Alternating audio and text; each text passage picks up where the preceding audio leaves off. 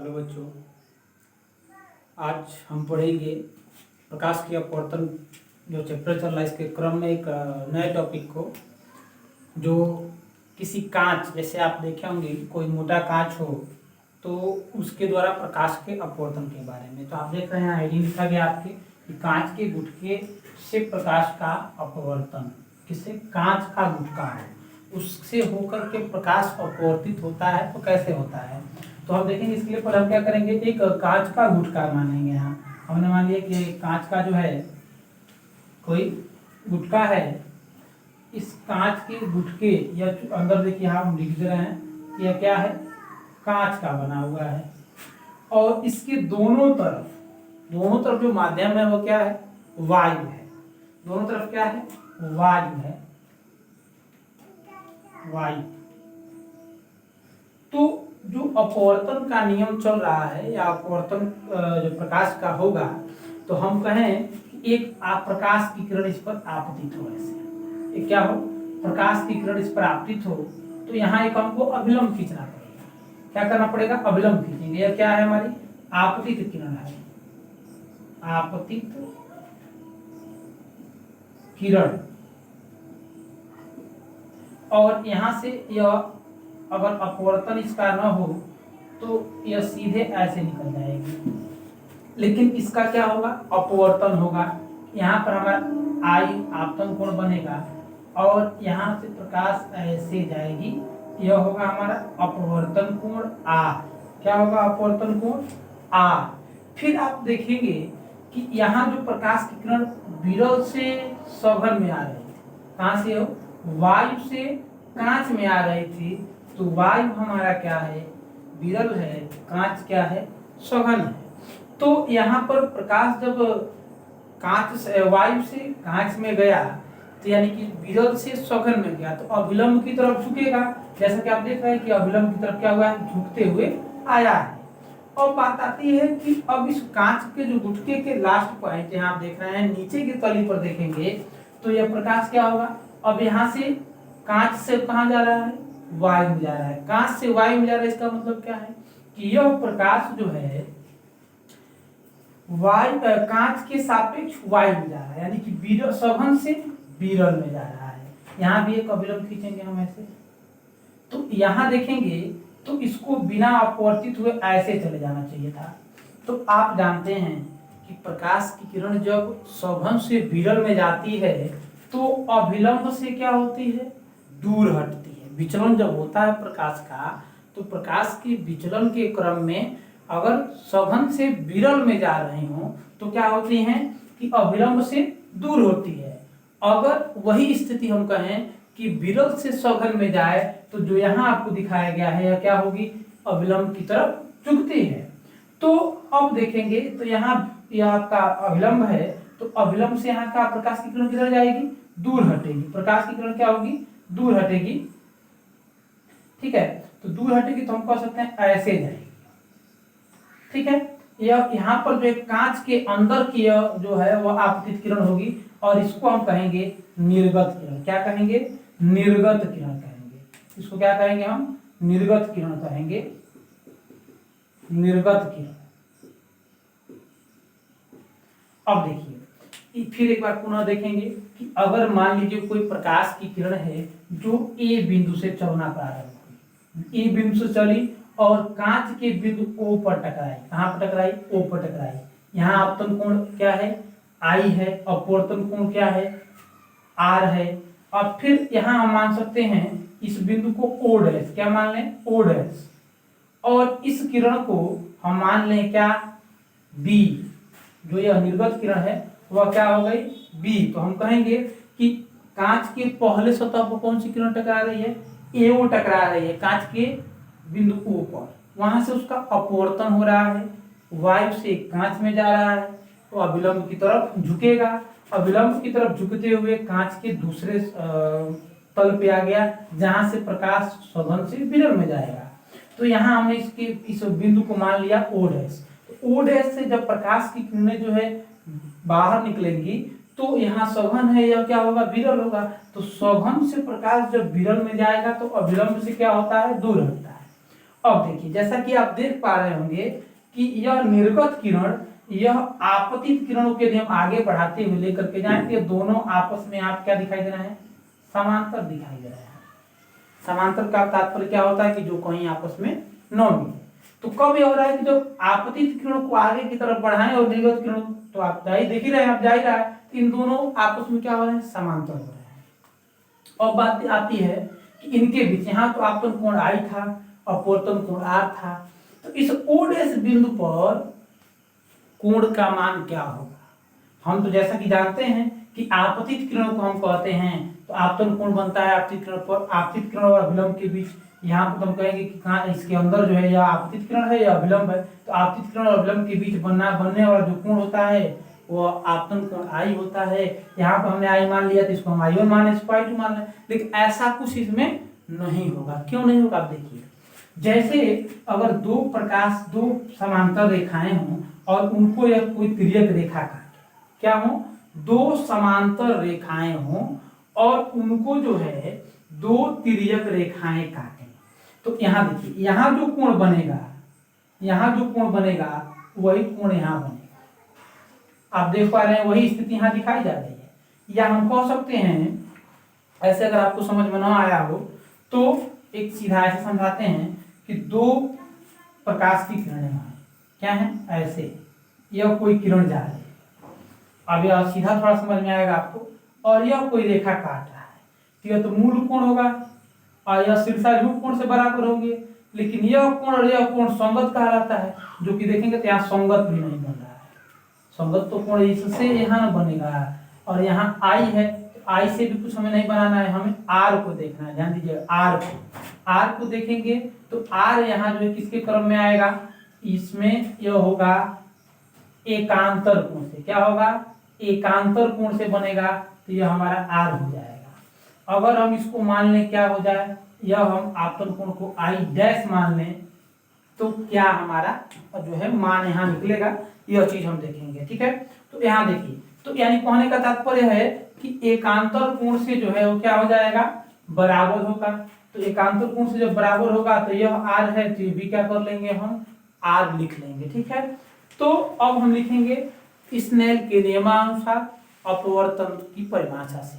अपवर्तन की परिभाषा दो होती है, पहला होता है आपको बताया गया है, दूसरा हमारा होता है, दूसरे से लिखेंगे हम स्नेल के नियम से। स्नेल के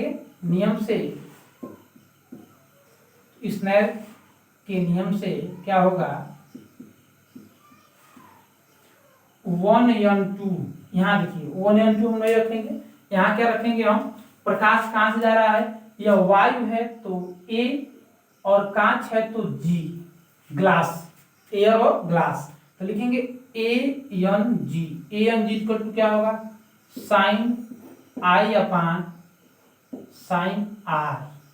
आप देख पा रहे होंगे आपतन कोण क्या है, I है, अपवर्तन कोण यहाँ क्या है, R है, तो यहाँ तो हमने लिख दिया I अपान R, यह हमारा कंप्लीट हुआ।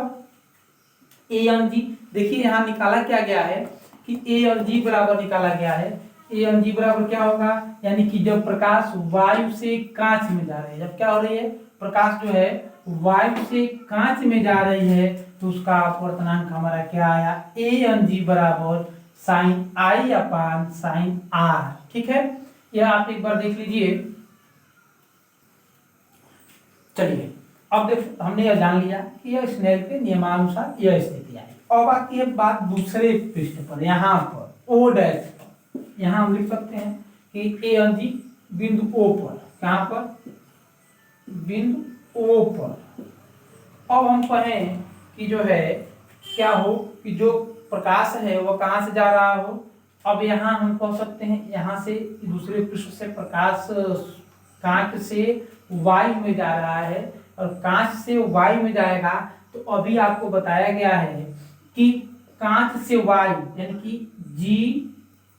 GNA इक्वल टू क्या होगा, यहाँ आपतन कोण क्या है, R है, तो साइन R बटे sine I dash, sine I dash, क्योंकि यहाँ आपतन कोण है R, अपवर्तन कोण है I डैश। देखिए फिर एक बार पुनः समझ लीजिए यहाँ स्नेल का नियम जब हम लगाए तो यहाँ हमारा आपतन कोण क्या था, आई था, अपवर्तन कोण क्या था, आर था। यहाँ देख रहे हैं आप लोग, आपतन कोण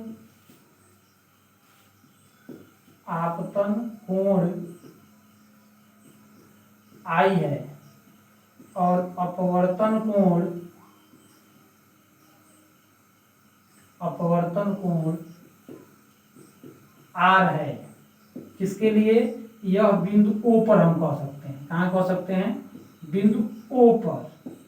बिंदु ओ पर आपतन कोण है आई, अपवर्तन कोण है आर। लेकिन हम बिंदु ओ डैश पर देखें, कहाँ देखें, बिंदु ओ डैश पर, तो आपतन कोण क्या है हमारा, आपतन कोण है आर। आपतन कोण क्या है, आर। और अपवर्तन कोण क्या है,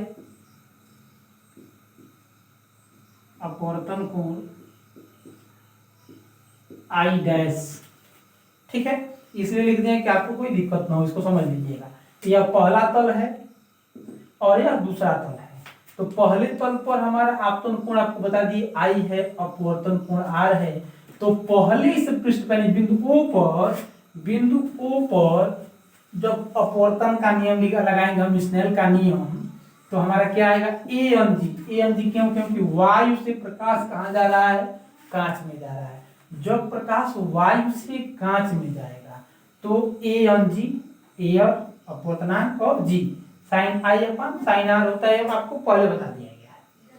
अब आते हैं दूसरे तल, इसको समीकरण 1 मान लिया। दूसरे तल हम कहेंगे ओ डैश पर। कहाँ पर, ओ डैश पर। ओ डैश पर प्रकाश क्या हो रहा है कि कांच से वायु में जा रहा है। कहां से जा रहा है, कांच से वायु में जा रहा है। तो हम लिखेंगे जी एन ए। क्या लिखेंगे, G N A equal to क्या हो जाएगा, साइन आर बटे साइन आई डैश। क्यों होगा, क्योंकि आपको भी यहां बता दिए वहां आपतन कोण है आर, अपवर्तन कोण है आई डैश। लेकिन देखिए हम इसमें ऐसा क्रम से देखें तो प्रकाश कहां से आया, प्रकाश वायु से कांच में, कांच से फिर वायु में गया। अभी आपको जब अपवर्तनांकों के बीच संबंध बताया गया है तो वहां बताया गया है कि जब प्रकाश कांच से वायु में जाए तो उसका फार्मूला कुछ और आता था। यानी कि हम लिखते थे 1n2 इक्वल टू, तो साइन आई अपान साइन आर। अगर 2n1 लिखते थे तो क्या आता था, sine R upon sine I आता था। तो अगर इस फार्मूले का प्रयोग हम यहाँ करें, ऐसे लिखें कि A N G equal to क्या हो जाएगा, तो साइन आई डैश अपान साइन आर आएगा। इसको यदि हम मान लें समीकरण क्या 2, इसको क्या मान लें हम, इसको मान लेते हैं समीकरण 2। तो समीकरण 1 और 2 से क्या होगा देखेंगे। तो कहेंगे फिर एक बार पुनः कि समीकरण 1 और 2 का, या ऐसे इसमें गुणा नहीं करें, समीकरण 1 और 2 की अगर हम तुलना करें तो यहाँ भी आप देख रहे हैं कि ए एन जी है और यहाँ भी क्या है, ए एन जी है। तो हम जब ए एन जी यह दोनों आपस में बराबर हैं तो यह बराबर यह बराबर यह, तो ये भी दोनों आपस में क्या होंगे, बराबर हो सकते हैं। तो हम लिख सकते हैं समीकरण 1 व समीकरण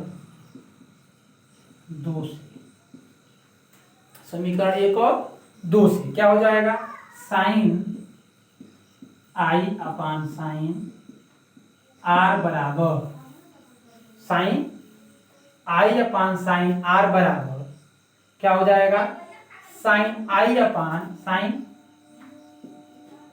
आई डैश अपान साइन आर। तो आप देख पा रहे हैं कि अंश दोनों का भिन्न भिन्न दिखाई दे रहा है, लेकिन हर समान है तो क्या हो जाएगा, हर समान है तो कट जाएगा, हर समान है तो क्या हो जाएगा, कट जाएगा।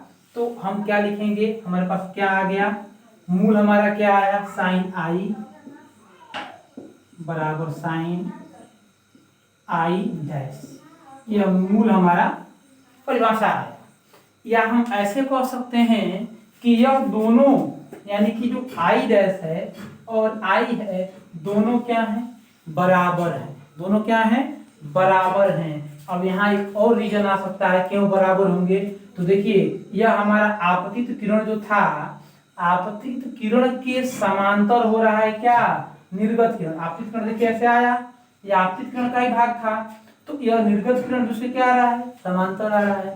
तो जब किसी एक समांतर सतह पर, ये भी देखिए ये भी दोनों आपस में समांतर हैं, तो कोई समांतर सतह पर एक प्रकाश की किरण, दो प्रकाश की किरणें आपस में आए तो दोनों के दोनों क्या होंगी, समांतर होंगी। तो उनके बीच के जो बनने वाले कोण होते हैं वो भी कोण क्या होते हैं, आपस में बराबर होते हैं। तो यहाँ हम दिखा सकते हैं कि साइन आई और साइन आई डैश क्या है, आपस में बराबर है। यदि हम माने कि यह कोण क्या हो, बहुत अल्पतम हो, यह कोण क्या हो, बहुत अल्पतम हो, यह कोण जब बहुत अल्पतम होंगे तो हम इसको दिखा सकते हैं कि यह कोण क्या हो, बहुत अल्पतम हो। तो उस स्थिति में हम क्या कर सकते हैं, साइन को छोड़ सकते हैं, ऐसे भी आप देख सकते हैं। तो साइन से साइन यहाँ कर सकता है, तो हमारा आ जाएगा आई बराबर आई डैश, ठीक है।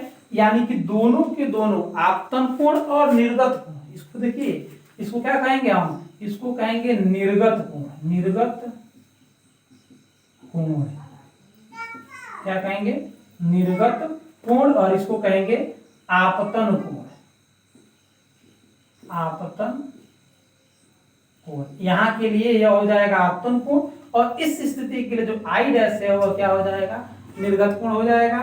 एक बार आप देख लीजिए इसे, ठीक है। न समझ में आए तो आप जो है हमें एक कमेंट के माध्यम से सूचित कर दीजिएगा, आप इसको देख लीजिए।